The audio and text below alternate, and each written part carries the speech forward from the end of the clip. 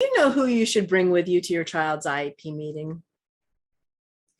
Parents, listen up, because you don't want to be singing that old song, wasted days and wasted nights, especially when it comes to your child's education. Welcome to Parenting Special Needs Live. I'm Shantae, and today I want to talk to you about who you should bring with you to an IEP meeting and why. I thought I would share my personal experiences with you because I definitely can sing a few refrains from Wasted Days and Wasted Nights. I know you guys don't want to hear me again, but I first learned you could bring someone to my daughter's IEP meeting, when she was younger. It might even have been, when she was in kindergarten. My husband and I brought my mom. My mom is our moral support, and we thought, we're all in this together to help Kaylee. After all, we're a team, so it made sense at the time. However, neither my husband, my mom, nor I understood the IEP process. We were brand new to special education, and frankly, we were clueless. So when I left that meeting in tears, all my mom could really do was hand me a tissue. And after that meeting, I thought that I needed a little bit more support. I thought I needed someone that knows the school system. So I asked my friend, who was a second grade teacher, if she would go with me to the next IEP. My thoughts in asking her was that surely she, knew the ropes. She's a teacher. She had attended and, she had more experience with IEPs than I did. And I was trying to get my daughter to be retained so that she could repeat kindergarten, because we were still trying to come to terms with and figure out my daughter's disability and her educational needs. And as we left that meeting, I was feeling overwhelmed, sick to my stomach, worried, and very disappointed. And all my teacher friend could do was give me a hug, which was appreciated. But in hindsight, going to an IEP meeting is not the same as understanding the IEP process. And that was something she wasn't familiar with. The next IEP, they were trying to limit my daughter's speech therapy. And I was like, what? Wait, she can't speak. How can you stop it? She needs it. It needs to help her. What can I do? How can I stop? How can I change this? I need help. I ended up asking her teacher to help. And she did try, but nothing really changed. And it wasn't until years later that I found out that teachers are not able to speak freely to parents. They work for the school and under the school district. What they actually want to tell parents, they may not be permitted to, or in some cases, they could lose their jobs.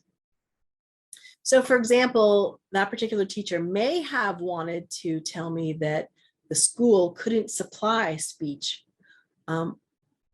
or put that into my daughter's IEP because they currently didn't have a speech therapist. And they were in the process of hiring one, but they may not get one until, the middle and end of the school year.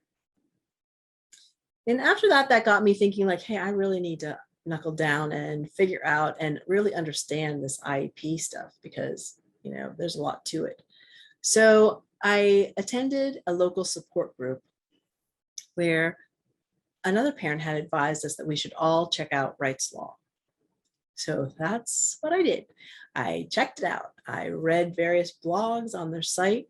I even paid and attended one of their seminars. And what I figured out from that is what I thought I needed was to create SMART IEP goals. I thought, yeah, that's it. My daughter needs SMART IEP goals. And I got it now. Now I could hopefully set my daughter's education on autopilot, and my child could be cruising through the specialized education plan that we created, and woo woo. But of course, we know that's not quite. It's not quite. It does not quite happen like that. Smart IEP goals are only part of the process, and I still didn't know and or understand everything. And my daughter wasn't making the progress I desired for her. It wasn't until years later that I joined a local support group and met other parents that I learned that parent training centers existed. I reached out and found out that in my particular area, they didn't have any. And that's something I want to mention to you all too, because as I've mentioned before in other posts or other videos, it's not a level playing field, no matter where you live. What's available in one county, school, or state may not be available in the next county, city, or state. But at this particular meeting, I was introduced to another mom, and she was familiar with the IEP process. She had worked as a parent in a parent training center, and she was willing to work with me and even attend my daughter's IEP meeting.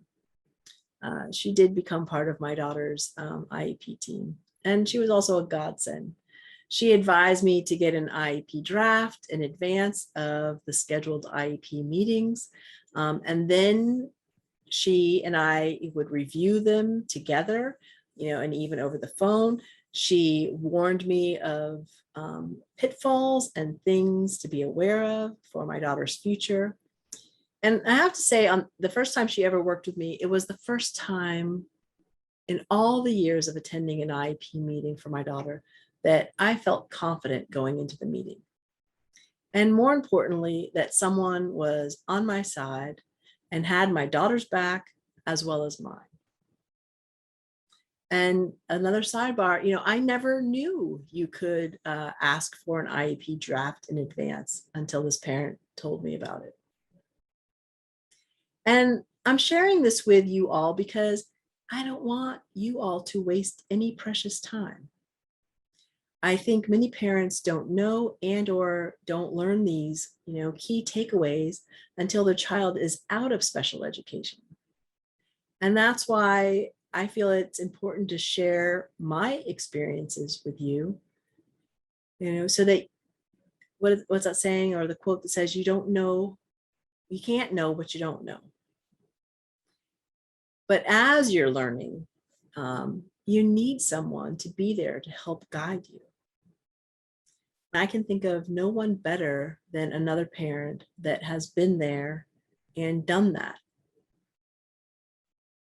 So my advice to parents is to get parent support from disability support groups, other parents that know and understand the IEP process, so your child gets the education they deserve and are entitled to. No more wasted days and wasted nights. Thanks for being with me today on Parenting Special Needs Live. And in case no one has told you today, you are doing a good job. Be good to you.